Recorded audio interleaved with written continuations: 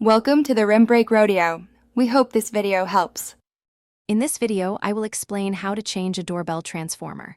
First, locate your existing doorbell transformer, which is often found near your main electrical panel or the doorbell chime itself. Safety is paramount, so immediately turn off the power to your doorbell circuit at the main electrical panel.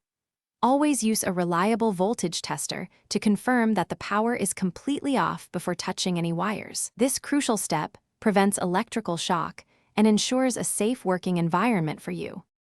Once the power is confirmed off, you can begin removing the old transformer. Carefully disconnect the low-voltage wires from its terminals, making a mental note or even taking a picture of which wire goes where. Next, unscrew or unmount the old transformer from its junction box or mounting plate. Gently pull the high-voltage wires out of the old unit, ensuring they are not damaged during this process. Take your time to avoid any unnecessary strain on the wiring. Now, it's time to install your new doorbell transformer. Begin by connecting the high-voltage wires.